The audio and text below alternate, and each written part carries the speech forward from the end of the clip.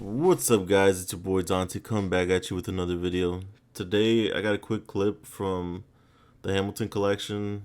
You know, they post a lot of cool videos about their hypercars and um yeah, I mean, this guy's very wealthy and he gives some insight into his thought process as far as buying cars, and he also shows or mentions the collection that he has on the way. So yeah, let's just get into it. So currently I have, I don't know, 6 or 7 cars on order, and I have a lot of cash that I needed to put forward to those cars. You can't just go finance a brand new car to be built. You have to put lots of money down very early in the process, sometimes years ahead of time. Let's go over those amounts right now. First one that I have on order is the Bugatti Chiron S. So yeah, I mean it's no brainer. It's a no brainer that the manufacturers of these hypercars would want majority of the money down. Just like with anything, especially limited edition, they're not. There's no short list of buyers um, that are willing to drop the money to get something special. So I thought that was interesting. But there's the Bugatti um, that he has on the way, so it's very nice. I don't know if that's his spec, but I mean it's very clean. I like the gray. Um, but yeah. I've had that one on order for almost a year and a half, and I had to put $1.75 million out of pocket down on that car. I'm expecting that one in just a few months. The second one that I have on order is the Rimac Nevera, and that one comes in like a month or two. We've got a lot of really cool cars coming in just a few months, like a lot. It's going to be crazy, crazy content coming up. The Rimac Nevera, I have $1.125 million down on that car. And then we've got two Koenigsegg's coming in. We have the Gemera and the Jesko. Now the Gemera is so far out that I only had to put a little bit of money down on that one, and that one was 200,000 bucks. A modest 200 grand, he says. Now the Koenigsegg Jesko I have had on order for, gosh, it feels like 2 years now, and that one I had to put down a whopping $1.8 million in cold hard cash, uninterest earning cash right now. I do want to. So as you guys can see, the bill's already way over $3 million in cash. Not financing. I can't just I can't imagine the amount of wealth that some people have. And YouTube's cool because it shows you like there's some really wealthy people out there. But I mean, if I had the same amount of money, I'd be getting that type of collection too. Definitely an awesome list of cars so far. To point out that's one of the cars I am most, if not the car I am most excited to have coming to the collection. I've got the Tesla Cybertruck and the Tesla Roadster on order. The Roadster was $50,000. The Cybertruck was $100, so we'll just call that $50,000. I also have the Pagani Utopia on order, and that one is a $360,000 deposit that I had to put down for that, and that one's going to be several years out. And then finally, the newly announced Hennessy Venom F5 Revolution. This is a over $3 million car that I have to put down a little over $1 million on at this point to get that thing producing, and we'll have that right about a year from now. Super hyped for that car too. So overall, I have $6.5 million of money sitting in the bank accounts of super and hypercar manufacturers that is not earning me interest, but what it is doing is it's getting me a secured spot for some awesome vehicles that we have coming in. And of course, One thing I do want to mention, although he's not earning interest from the money that could have been in the stock market or any other asset that produces um, some sort of passive income or appreciation. Um, these cars, most of them will not depreciate. It's, the thing about these hypercars is that they're collectibles, and for the most part, they maintain their value or even increase in value. It's not like although a Rolls Royce is a very expensive luxury car, and they don't produce as many as a Toyota Corolla.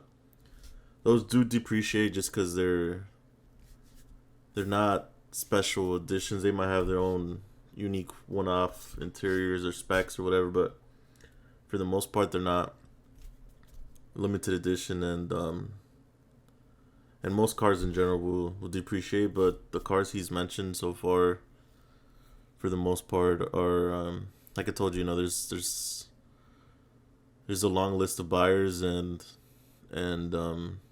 he will make money from. Although I don't know if that's his objective to make money off these cars. He could be just an enthusiast that's gonna hold them forever. It's also a very good move for him to secure these cars for his brand, for his brand, and obviously if he sells them in the future, he's gonna make money off them for the most part. Of course, there's a limited pool of money, so financing does free up a little bit of money to be able to afford for me to continue to get these new cars. Check out my new Rolls Royce, just kidding. One of the biggest reasons that I actually finance my fleet is because I can utilize the money way better by investing it in other businesses and properties. So when the interest rate was sub 5%, 4.9 and lower, I was really taking advantage of a lot of that borrowed money, because why go spend $1 million or $2 million on a car when I could finance it at such a low rate and then use that $1 or $2 million to go invest it in other places? And that's exactly what I did. I bought a whole bunch of properties and I was yielding a lot more return on that money than the 3 to 5 or 2 to 5% that I was paying to finance some of my vehicles.